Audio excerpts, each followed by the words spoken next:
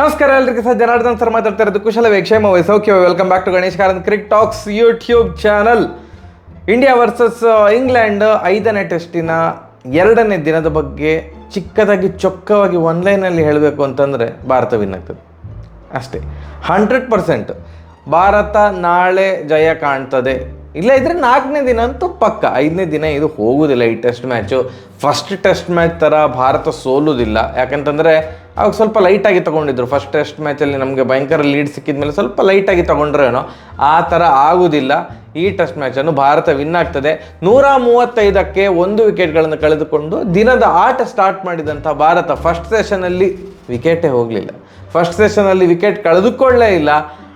ಕೊನೆಗೆ first session ಮುಗಿಯುವ ಹಂತಕ್ಕೆ ರೋಹಿತ್ ಶರ್ಮಾ ಅವ್ರದ್ದು 100 ಆಯಿತು, ಗಿಲ್ ಅವ್ರದ್ದು ಸಹ 100 ಆಯಿತು. ಬಟ್ ಸೆಕೆಂಡ್ ಸೆಷನ್ ಸ್ಟಾರ್ಟ್ ಆದ ಕೂಡಲೇ ಡಬ್ ಅಂತ 2 ವಿಕೆಟ್ ಹೋಯ್ತು ಮಾರೆ. ಆ್ಯಂಡರ್ಸನ್ ಅವರ ಓವರಲ್ಲಿ 11 ರನ್ ಬಂತು ಸೆಕೆಂಡ್ ಸೆಷನ್, ಇದು ಫಸ್ಟ್ ಓವರಲ್ಲಿ. ಅದಾದಮೇಲೆ ಸ್ಟೋಕ್ಸ್ ಅವರು ಈ ಸೀರೀಸಲ್ಲಿ ಫಸ್ಟ್ ಟೈಮ್ ಬೌಲಿಂಗ್ ಮಾಡ್ತಿರೋದು. ಫಸ್ಟ್ ಟೈಮ್ ಅವ್ರು ಅಂದ್ಕೊಂಡು ಈಗ ಮ್ಯಾಚ್ ಕೈ ತಪ್ಪಿ ಹೋಗ್ತಾ ಉಂಟು, ನಾನೇ ಬರಬೇಕಂತ ಕಾಣ್ತದೆ ಅಂತ ಬೌಲಿಂಗ್ ಬಂದರು. ಫಸ್ಟ್ ಬಾಲೇ ರೋಹಿತ್ ಶರ್ಮಾ ಅವ್ರದ್ದು ವಿಕೆಟ್ ತೆಗೆದ್ರು. ಅಲ್ಟಿಮೇಟ್ ಬಾಲ್ ಮಾತ್ರ ಅದು, ಪಿಚ್ಚಾಗಿ ಎಂತ ಮಾರ್ರೆ, ಡಿವಿಯೇಟ್ ಆದದ್ದು, off stump down, super ball. Next ಓವರಲ್ಲಿ ಇವರು ಸಹ ಆ್ಯಂಡರ್ಸನ್ ಅವರು 699ನೇ ವಿಕೆಟ್ ತೆಗೆದ್ರು. ಅವರ ಕೆರಿಯರ್ದು ಟೆಸ್ಟ್ ಕೆರಿಯರ್ದು 699ನೇ ವಿಕೆಟ್. ಮತ್ತೊಂದು ಶತಕವೀರ ಗಿಲ್ ಅವರು ಔಟ್ ಆಗಿ ಹೋದರು.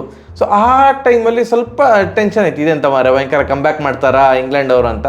ಬಟ್ ಡೆಬ್ಯೂ ಮ್ಯಾಚ್ ಆಡ್ತಾ ಇರುವಂಥ ಪಡಿಕ್ಕಲ್ ಮತ್ತು ಸರ್ಫರಾಜ್ ಖಾನ್ ಅವರು ಸೂಪರಾಗಿ ಆಡಿ. ಸರ್ಫರಾಜ್ ಖಾನ್ ಅವರಂತೂ ODI ಸ್ಟೈಲ್ ಬ್ಯಾಟಿಂಗ್ ಅಂತ ಕಾಣ್ತದೆ. ಭಯಂಕರ ಚಂದ ಸ್ವೀಪ್ ಶಾಟ್ ಅಪ್ಪ. ಸುಮಾರು ಟೈಮ್ ಆಗಿತ್ತು ನನಗೆ ರೈಟ್ ಹ್ಯಾಂಡ್ ಬ್ಯಾಟ್ಸ್ಮನ್ ಎಂತ ಸ್ವೀಪ್ ಶಾಟ್ಸು ಹೊಡೆಯೋರು ನೋಡಿ. ಯಾರು ನಮ್ಮ ಇವರು ಹೊಡಿತಿದ್ರು ತುಂಬ ಚೆಂದ ಮಾಡಿ. ರೋಹಿತ್ ಶರ್ಮಾ ಅವರು ಸ್ವೀಪ್ ಹೊಡಿತಾರೆ ಇಲ್ಲ ಅಂತಲ್ಲ, ಬಟ್ ಅವ್ರದ್ದು major strength pull shot. Virat Kohli ಅವರು ಸ್ವೀಪ್ ಶಾಟ್ ಎಲ್ಲ ಹೊಡೆಯೋದಿಲ್ಲ, ಸ್ವೀಪ್ ಗ್ಲಾನ್ಸ್ ಎಲ್ಲ ಮಾಡೋದಿಲ್ಲ. ಪ್ರಾಪರ್ ಅಂದರೆ ಟೆಕ್ಸ್ಟ್ ಬುಕ್ ಶಾಟ್ಸ್ ಏನಿದೆ ಅವರು ಆಡೋದು. ವಿರಾಟ್ ಕೊಹ್ಲಿ ಅವರು 180 ಡಿಗ್ರಿ ಪ್ಲೇಯರ್, 360 ಡಿಗ್ರಿ ಅಲ್ಲ ಇವು. ಆ್ಯಂಡ್ ಸ್ವೀಪ್ ಯೂಶ್ವಲಿ ಮಾಡೋದಿಲ್ಲ ವಿರಾಟ್ ಕೊಹ್ಲಿ ಎಲ್ಲ.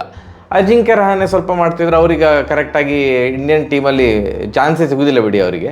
ಸೊ ಅದಾದಮೇಲೆ ಸರ್ಫರಾಜ್ ಖಾನ್ ಅವರು ಭಯಂಕರ ಅವ್ರದ್ದು ಫೇವ್ರೇಟ್ ಶಾಟ್ ಅಂತ ಕಾಣ್ತದೆ ಸ್ವೀಪ್ ಶಾಟ್. ಭಯಂಕರ ಚಂದ ಮಾಡಿ ಸ್ವೀಪ್ ಶಾಟ್ ಎಲ್ಲ ಹೊಡಿತಿದ್ರು. ಗ್ಯಾಪಲ್ಲಿ ಅಗ್ರೆಸಿವ್ ಆಗಿ ಆಡಿದರು.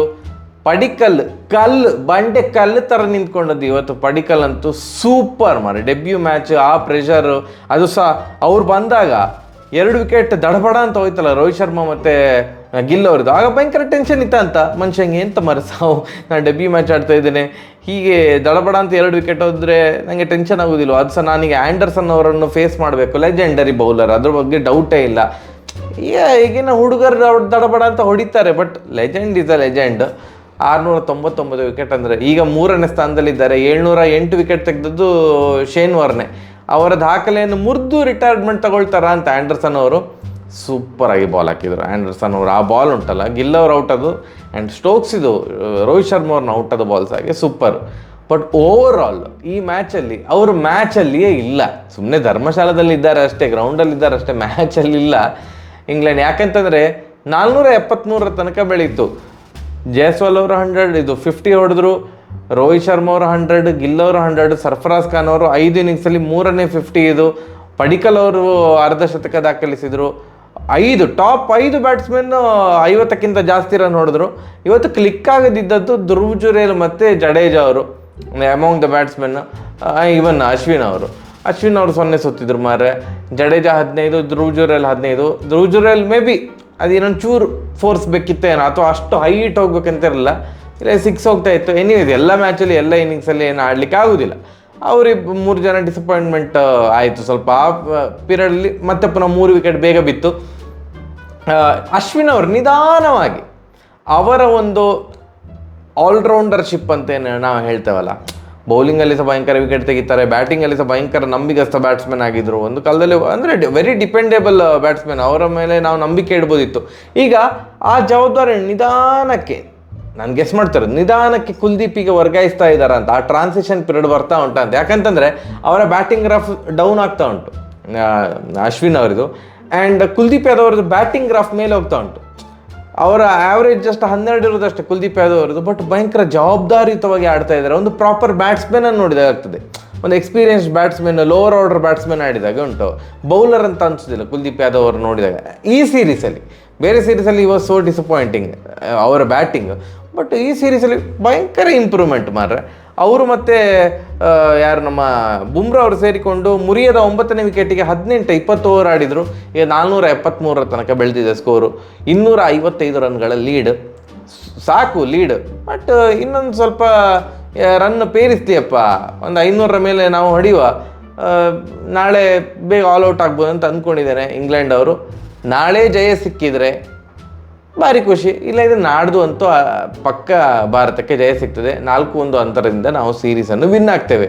ಇದು ಓವರ್ ಕಾನ್ಫಿಡೆನ್ಸ್ ಅಲ್ಲ, ಇದು ನಮ್ಮ ತಂಡದ ಮೇಲಿನ ನಿಜವಾದ ಕಾನ್ಫಿಡೆನ್ಸ್. ಆ್ಯಂಡ್ ಈ ಸ್ಥಿತಿಗೆ ಬಂದು ಯಾವ ಟೀಮ್ಸ್ ಸೋಲುವುದಿಲ್ಲ. ಸೊ ಗೆಲುವು ನಮ್ಮದೇ. ಅದಾದಮೇಲೆ ನಿಮ್ಮ ಒಂದು ಸಜೆಷನ್ ಮೇರೆಗೆ, ನಿನ್ನೆಯ ಸಜೆಷನ್ ಮೇರೆಗೆ ನಾನು ನಿಧಾನವಾಗಿ IPL ಪ್ರತಿ ಟೀಮ್ ಇದು ಅಂದರೆ ಯಾವ ಟೀಮ್ ವಿನ್ ಆಗ್ತದೆ ಅಂತಲೇ ಹೇಳೋದಿಲ್ಲ, ಚಂದ ಮಾಡಿ ಆಡುವ ಟೀಮ್ ವಿನ್ ಆಗ್ತದೆ ಅಷ್ಟೇ. ಯಾವ ಟೀಮು ಸೂಪರಾಗಿ ಆಡ್ತಾರೆ, ಫಿನಾಲೆಯಲ್ಲಿ ಭಾರಿ ಚಂದ ಮಾಡಿ ಆಡ್ತಾರೆ, ಅವರು ವಿನ್ ಆಗ್ತಾರೆ.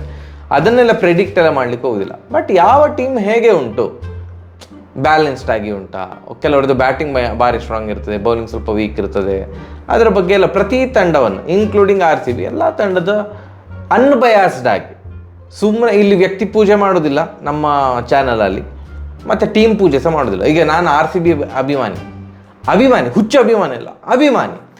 RCB ಸಹ ವೀಡಿಯೋ ಮಾಡ್ತೇನೆ, ಬೇರೆ ತಂಡ ಸಹ ವೀಡಿಯೋ ಮಾಡ್ತೇನೆ, ಮತ್ತು ಬೇರೆ ತಂಡವನ್ನು ಸುಮ್ಮನೆ ಆಡ್ಕೊಂಡಾಗೋದು ಅದೆಲ್ಲ ಈ ಚಾನಲಲ್ಲಿ ಇರೋದಿಲ್ಲ. ಎಲ್ಲ ತಂಡಗಳ ಒಂದು ಸಣ್ಣ ಅನಾಲಿಸಿಸ್, ನನಗೆ ಎಂತ ಗೊತ್ತುಂಟು ಅದರ ಮೇಲೆ, ಓಕೆ ಇವ್ರದ್ದು ಟೀಮ್ ಚಂದ ಉಂಟು, ಇವ್ರದ್ದು ಟೀಮ್ ಸ್ವಲ್ಪ ಇಲ್ಲಿ ವೀಕ್ ಉಂಟು ಅಂತೆಲ್ಲ ಹೇಳ್ತೇನೆ.